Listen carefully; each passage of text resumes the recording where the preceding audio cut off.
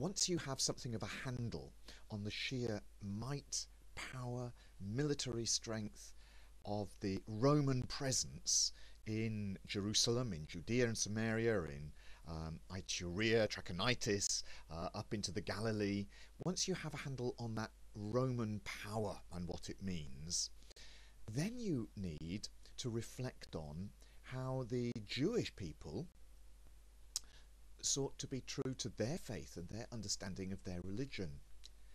And in the world of Jesus' time, it is vitally important to realize that there is a whole range of different ways of responding to that kind of military presence and that kind of power statement that Herod the Great makes, that is made by the Herodian dynasty and those who are Herodians and part of this Roman occupying force.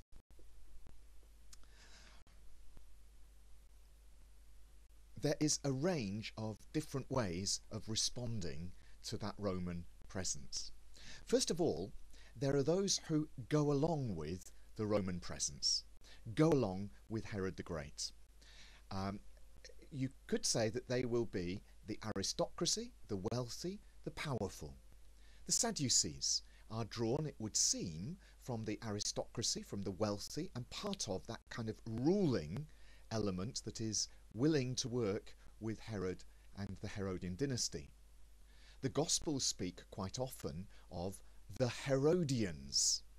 They will be the supporters of Herod the Great and of his sons and of the Herodian dynasty, and they are ones quite prepared to work in collaboration with Rome. Over the years, in the period of the Hebrew scriptures, in the time of the ancient kingdoms of Israel, the high priest was quite separate from the king, and the high priest would be drawn from the high priestly families of the tribe of Levi. When Judas Maccabeus revolted against the Romans about 150 years before the time of Christ, and established momentarily a short-lived independent Jewish kingdom, the king and the priest's office, the high priest's office, were rolled into one. When Herod the Great took power, 30 or so years before the time of Christ, and established his power as king of Judea and of the rest of that eastern province of the Roman Empire, he broke with the line of priestly families, and he did not take to himself the role of the chief priest.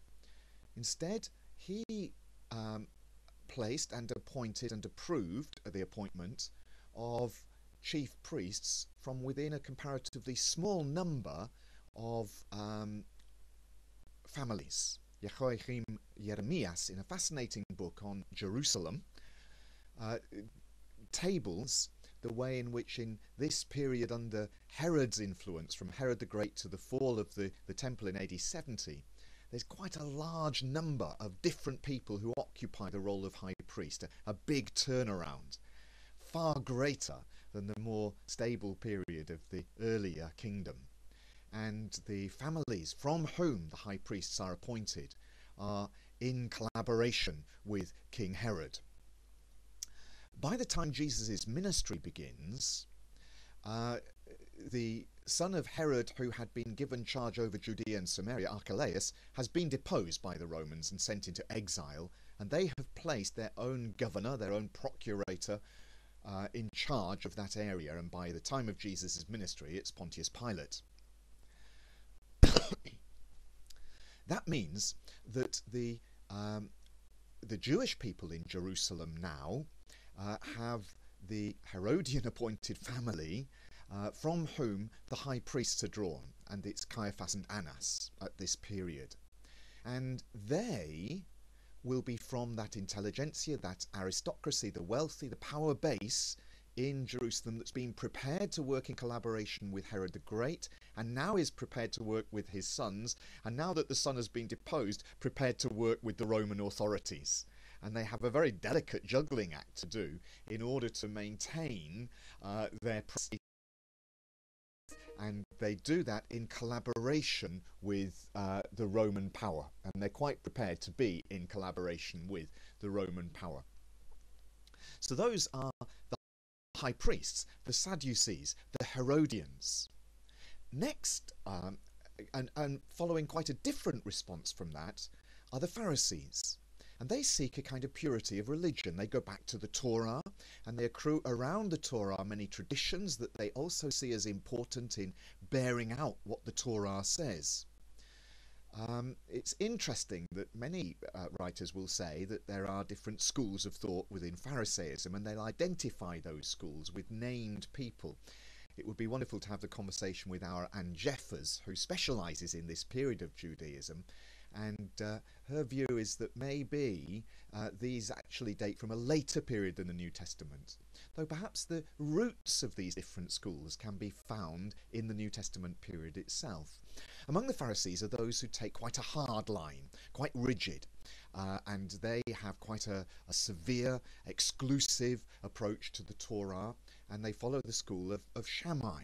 On the other hand, there are those who are more open, more, as it were, liberal-minded, who are prepared to hold a little lighter to some of the rigid ritual rules of the Torah and are more open to the humanity that the Torah brings out. And those different schools are different kind of controversies. There are then those who seek to withdraw, as it were, and keep a kind of sense of their faith in community with one another. The Essenes, who have a base in Jerusalem but have their main community down in Qumran on the shores of the Dead Sea, and who have a community life, a community rule, whereby they go back into the desert, and that's important for them. Then, of course, there are those who want to rebel against the Roman power and lead Jewish revolts. It's one of those revolts that leads the deposing of Archelaus. It's one of those revolts that had led to the destruction of Sepphoris, requiring its rebuilding. And after the time of Jesus, those rebels take a hold and they rebel against Rome in the mid-60s. And it's that rebellion that takes charge of Jerusalem against the Romans, that leads to the destruction of the temple by the Romans. And then a second revolt by Bar Kokhba in the time of Hadrian the emperor leads to the final destruction and devastation of Jerusalem, the temple, and the moving out of the Jewish people from that part around Jerusalem and the temple. In amongst that, there's another element of those who have a more prophetic voice, to hold the authorities to account, who stand in line perhaps through the prophets of the Old Testament that we come on to explore in a moment or two's time, and they stand out and are critical. And chief among them is John the Baptist, and he stands out and stands for holding to account Herod Antipas, and he is of course imprisoned as a result of the stand that he takes. Jesus, it would seem, lines himself up with John the Baptist and that kind of critique of Judaism. And of course Jesus and most of his followers are all Jewish, and they hold a particular part. They don't go along with the collaborators. They aren't hard line with the Pharisees. They're not with the Sadducees. He stands over against the high priest. He's definitely not one of those who are wanting to take military might against the Roman power. He wants to hold people to account, and his outlining of his way of understanding God, Yahweh, is fully within Judaism, fully Jewish, and yet is a quite distinctive response, a response that shapes his understanding of messiahship very differently indeed. So it's through all this massive variety of different ways of being Jewish that we come to read the gospel accounts, and how in today's world there's an equal variety of ways of being Jewish, with so many different ways of understanding Jewishness in Israel, in the Holy Land, with the ultra-Orthodox on the West Bank, right the way through to quite liberal and open-minded Jewish people in the main part of Israel wanting to live with the Palestinians, and a whole range of different views, but that for another occasion.